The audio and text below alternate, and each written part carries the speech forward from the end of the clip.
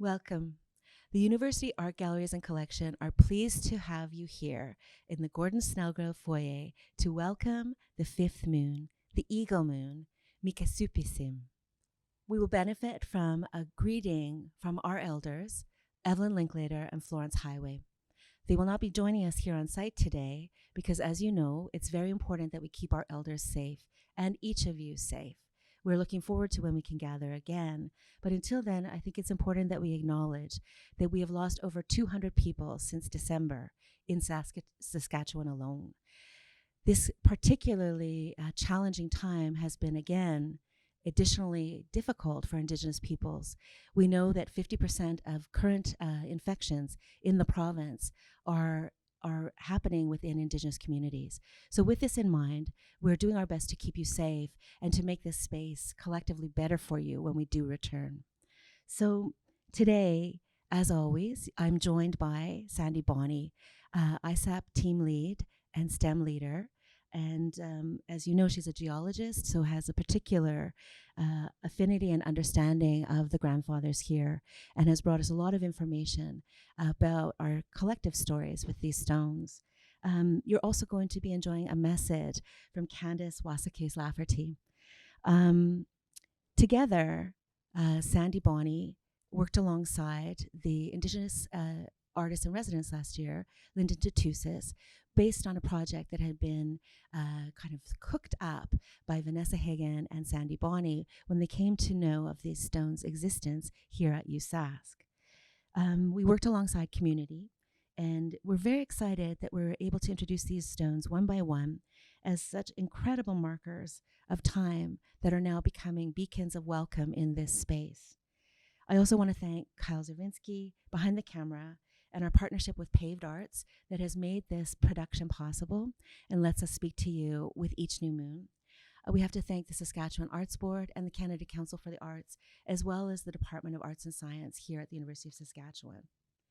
And while you're joining us online, I wish to acknowledge the University of Saskatchewan Art Galleries and Collections are physically located on Treaty 6.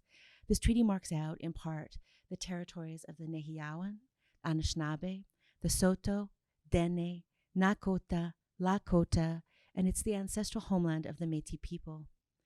Borrowing the language of the feminist media studio in Jajage, Montreal, we share in the belief that territorial acknowledgement is both necessary to our project and inadequate, particularly if it's not joined to demands for restitution and reparation.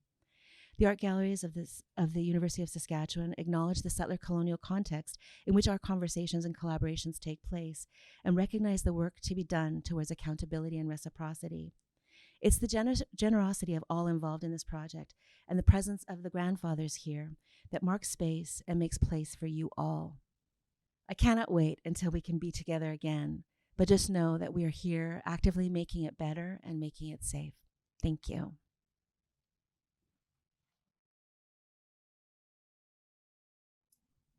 Hello, my name is Sandy Bonney, and I work as team lead for Indigenous Student Achievement Pathways, ISAP, in the College of Arts and Science. And I'm here today to introduce you to a guest speaker. As Jake said earlier, we're maintaining the health of our communities by staying apart right now. And I just wanted to mention to students, I know it can feel very, very isolating, but remember when you're keeping remote and focusing on your studies, you're building skills that you're going to bring back to your communities, that you're bringing back to your communities already, really. So keep at it. Remember that though you're alone, we're alone in this together. And as we introduce the Mikasupisim, I'm really glad that we have another chance to speak with you and bring you a message. So our guest today is Candace Wasacase-Lafferty. She has worked at the U of S for a long time. She's been a member of the campus community. She's Cree Saulteaux, originally from Kakowistihau First Nation, and she now lives in Saskatoon. She's a great advocate for student success on campus, and she's a mother of 2 sons, as well as 2 very handsome cats. And next week, you're all going to get another chance to get to know her when, with USSU President Autumn LaRose-Smith, Candace will act as our MC for the Indigenous Student Achievement Week award ceremony. This is a chance to come together and celebrate the successes of our students, and I hope to see you all there virtually. So I'll introduce Candace now. Good afternoon, and thank you for allowing me to be a part of this great exhibit, this tremendous display of art, this tremendous display of what reconciliation could look like on this campus. I want to say thank you to Jake Moore and to Sandy Bonney and the elders who were a part of this beautiful day. And today I wanted to just take a moment to recognize the month of February, because it's always a very special time for us at the University of Saskatchewan, because it's when we annually host Indigenous Achievement Week.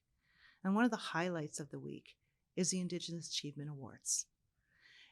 We can't be together, but we are doing everything we can to send you the warmth and sincerity from our heart to your screen, wherever you may be watching. I have the pleasure of emceeing the awards ceremony every year in partnership with the USSU and other Indigenous student bodies on campus. Each year, we recognize upwards of 40 individuals across this campus, from everything from academics to community building to resilience, everything that makes you a special person and a special student on this campus. We're here for your success.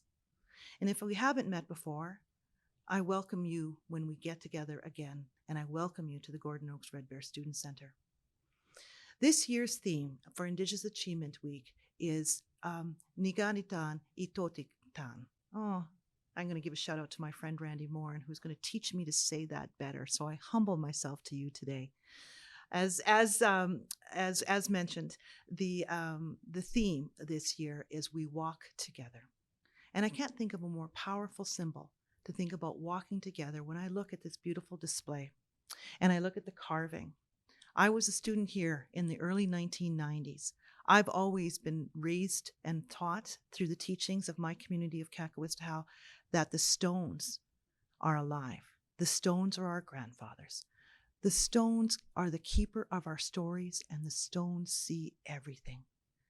So when I was a young woman working as a student on this campus, I remember walking up the stairs of the Thorvaldsen building and marveled at the grooves, knowing how many people walked on this stone before me, and was I even worthy to walk on it?